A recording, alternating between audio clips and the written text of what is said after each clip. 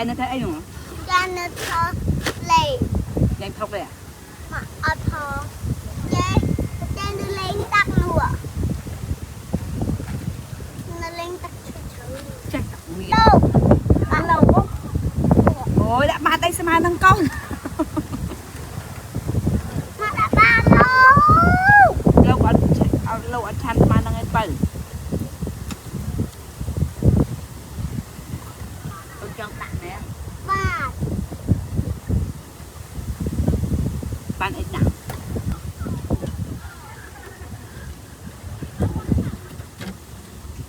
Ba thuốc luôn. Anh thuốc con. Học cây mất không? Ở tay ba thân được cái nữa. Nông ba thôi đấy họ cắn nó cắn nó. Con nó luôn ăn cái nè.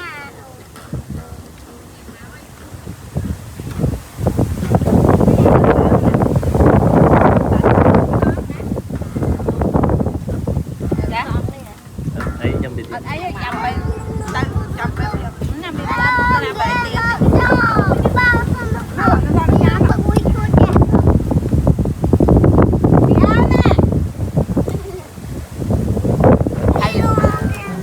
Tại gì chơi mà? Thằng con cái mau lên. Hai chơi chơi.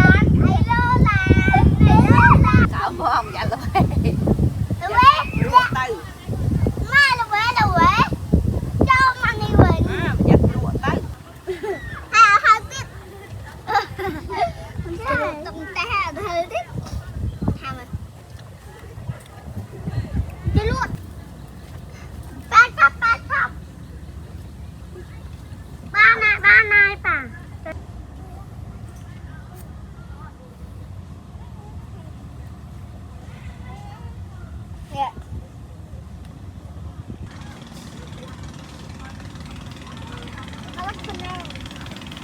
Ba chồng con ăn chồng chồng mai mai mày uống mai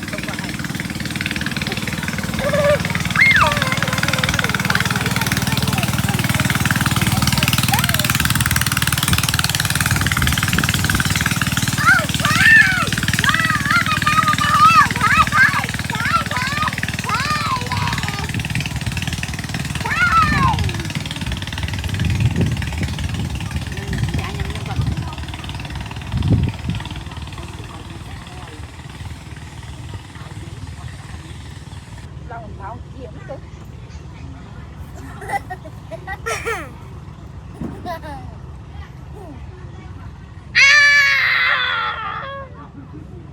mà ba với đỡ ba mà này vậy ngay mà đó ôi chạy mà tất phi đó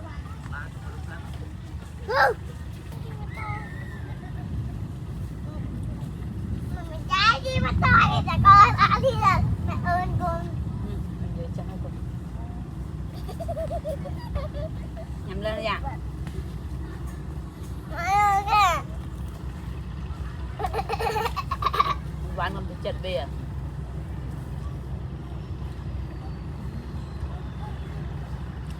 thì ăn kèm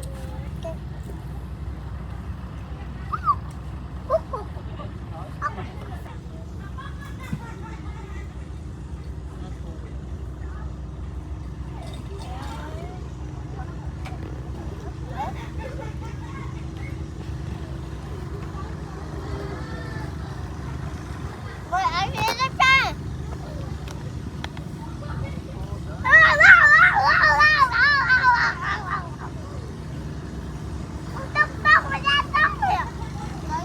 nó tung mau luôn con ạ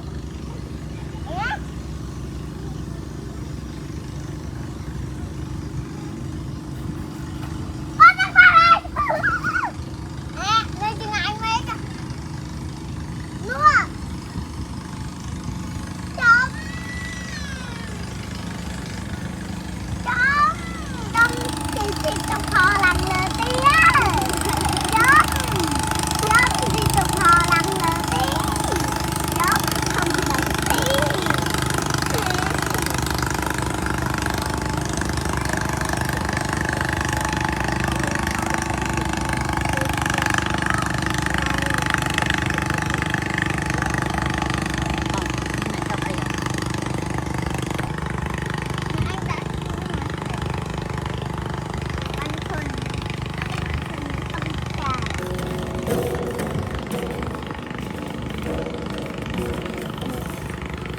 Đừng đong đong đong đong đong đong đong đong đong đong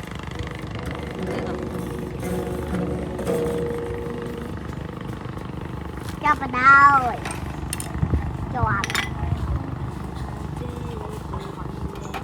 chọp máy này không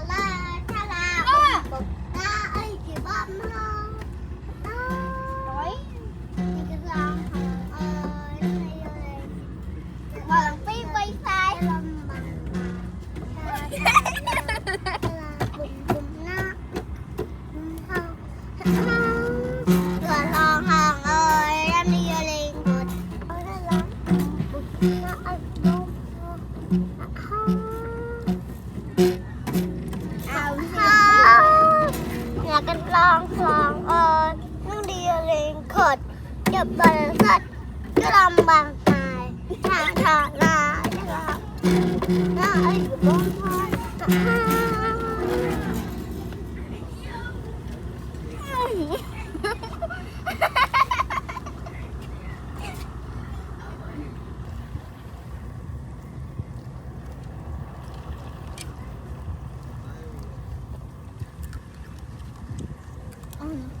Bây giờ đã đi à?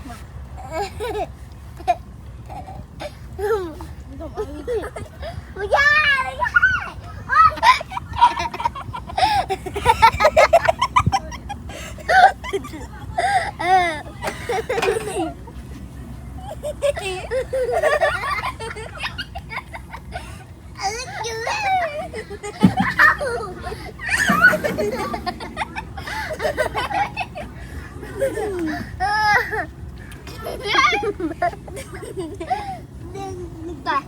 tiền mất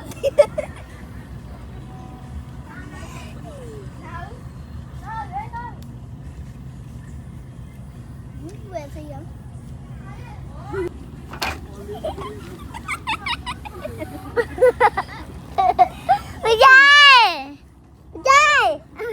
Bây giờ ô tay nó cầm hả?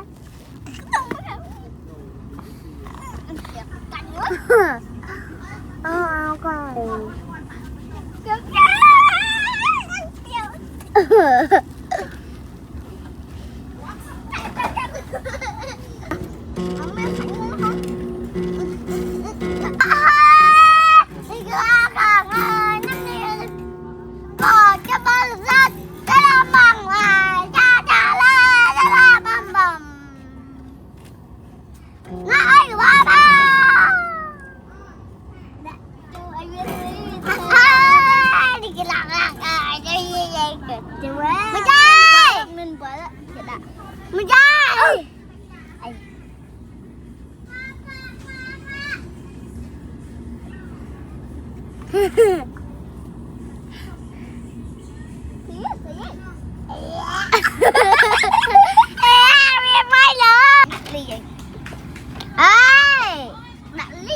đặt ly muối sạch trứng ăn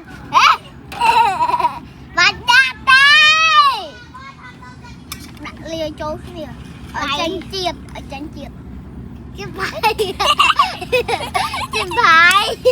chứ phải đây ở đâu không phải cho nhau bệnh nhung chân đang này và biết lên tôm của ai chân thấy mình lục nó mấy mẹ chia phải hàng hết cha mày thiệt trái bằng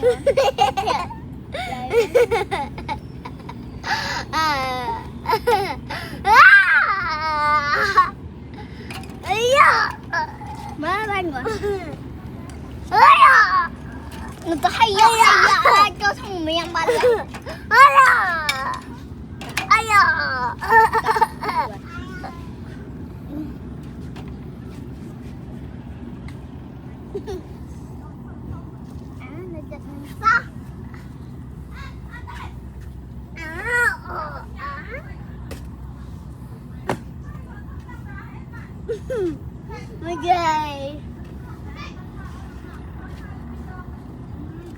Trai ta đặt chốt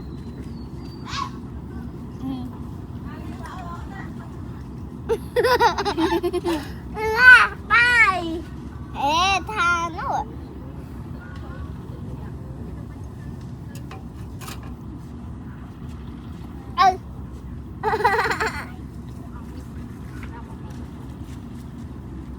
xì đấy xì đấy chị làm bên nó xì đấy bác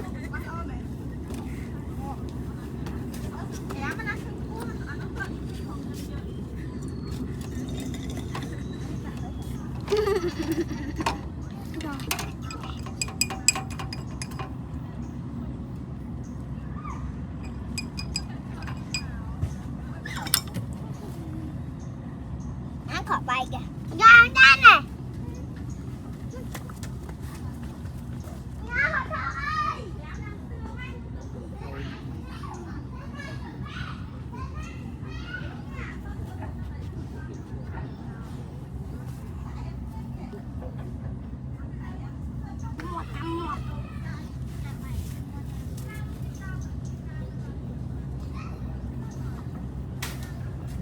เอาไว้มันไกลเงย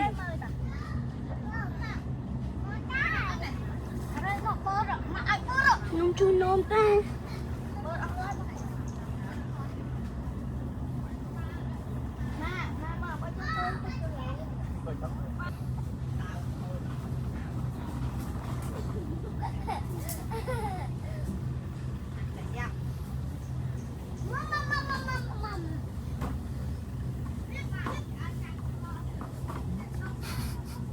về hình châu để em đây trong cái ông thế này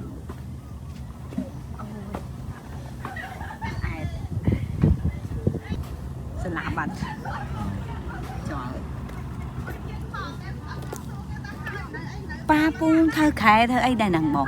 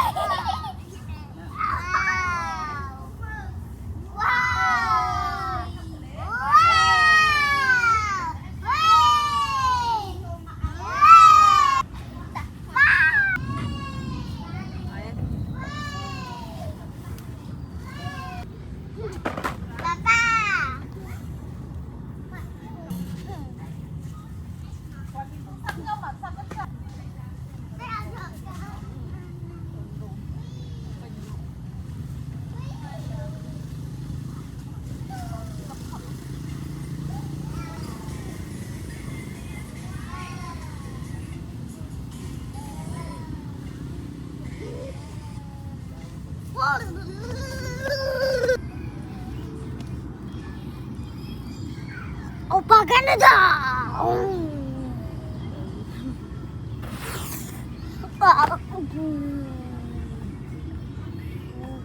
Opa Canada.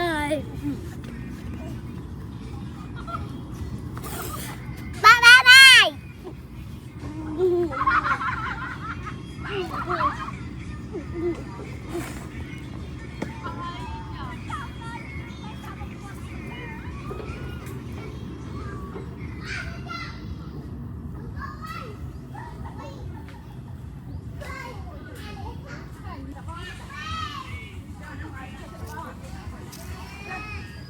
cái pra pra mẹ tiền từng ngàn tăng hay không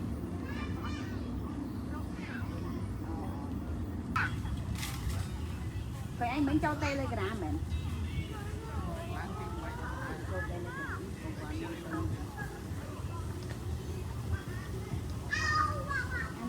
lấy ong cặp thịt đấy anh đang bông cái đá xé bên nó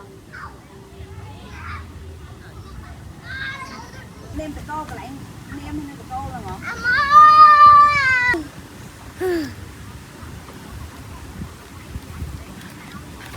ôi nhưng mà con ăn nào vậy ăn thì lấy mà tao ha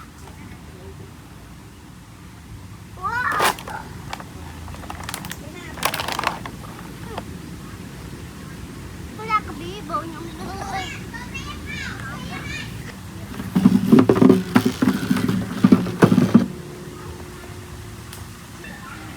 thôi nhìn nắng rồi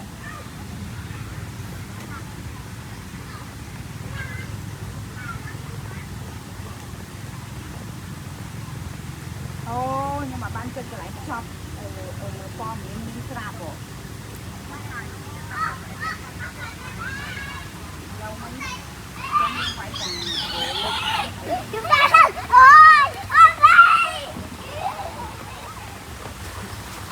ôi đôi sai dương ở bên không này nè con 100 cái rãi cảnh coi em sai tuổi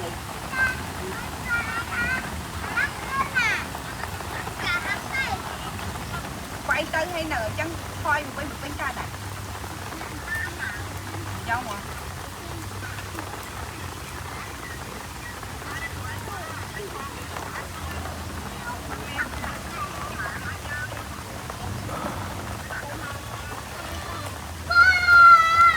anh đang coi anh đâu à lại nó đâu à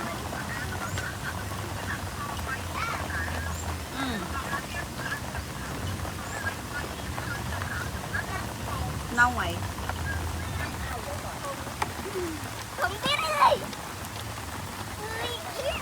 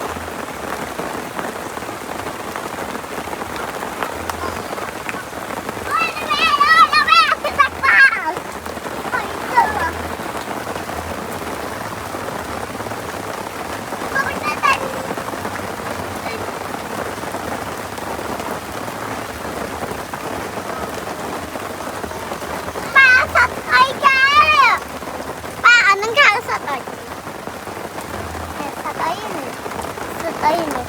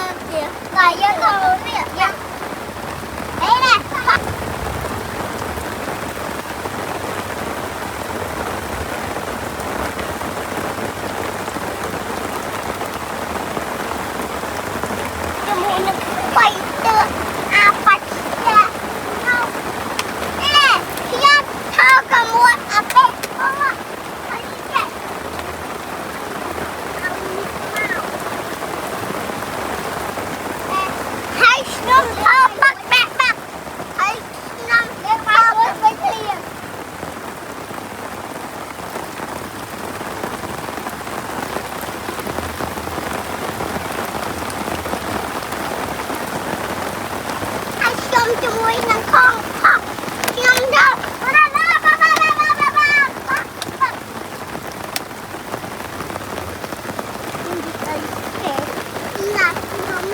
để không bỏ lỡ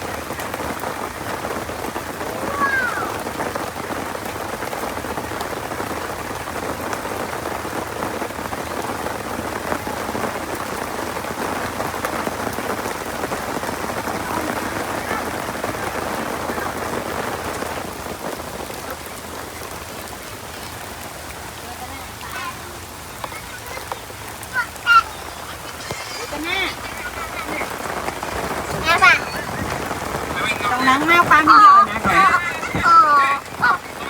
con đang lung rồi này tập vay con thằng lại là hai lịch sọt tụ mọt ba bu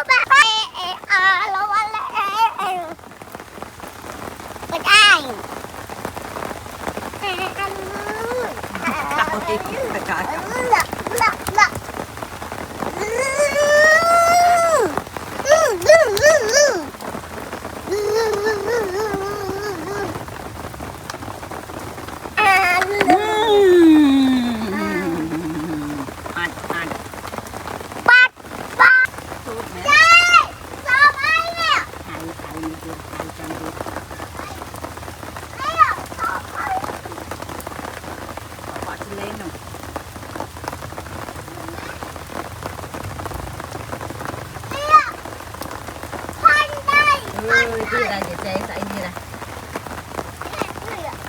mình đây làm tiền trường này đi mạ này ông này để chọn trường này chân lỏng hai bên trường cấu nè nè đùa màn lúc này chó này chó mà chỉ máu không mới chỉ máu thì mở cái bát đi cái chuột nhưng mà chú ấy thế nó ngộ tay khẩu nữa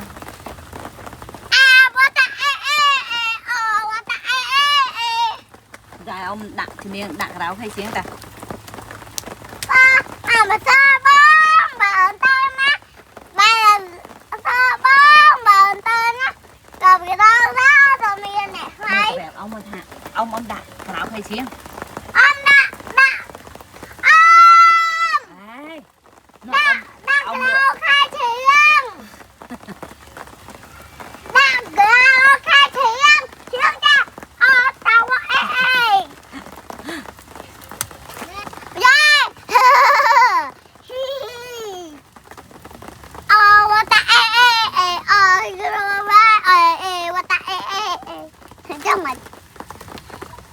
mà cái su ôn kèm á bạn sơ bông bạn ở tao na bạn ở trong ta ôn chơi nè mới ơi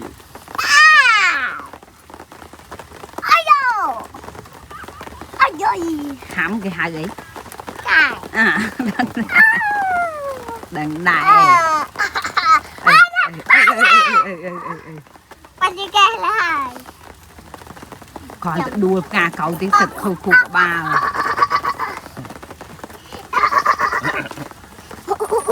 riêng bọt nhiều bọt cà phê to mà cà phê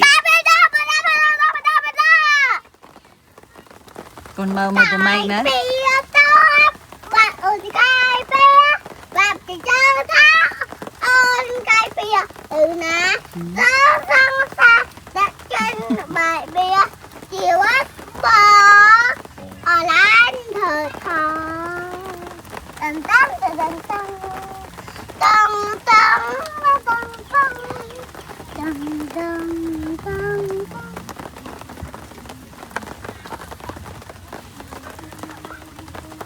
cái việc chân mặt ấy ở đây sao làm khăn chân mặt ấy đây tông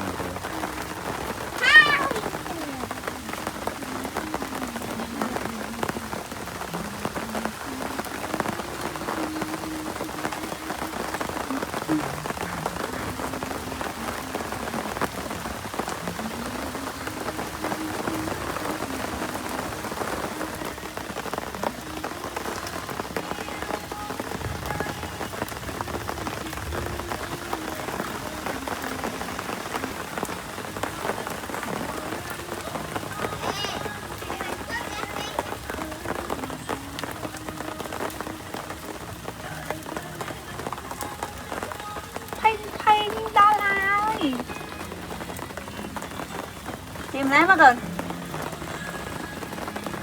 vâng chim á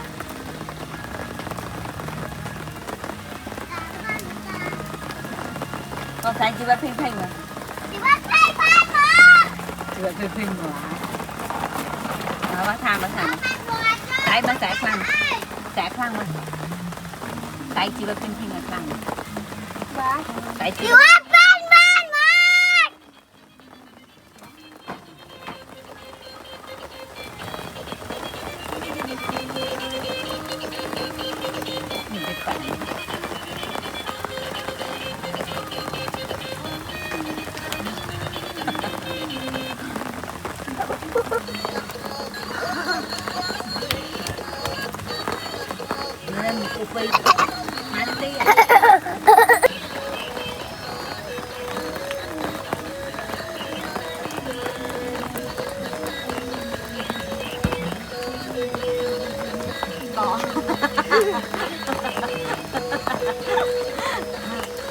lo đây ai lo chơi nhau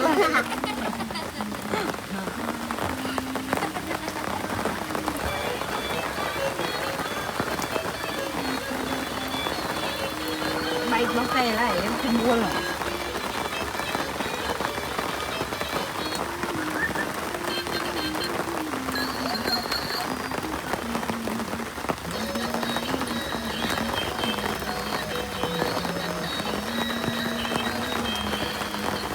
lên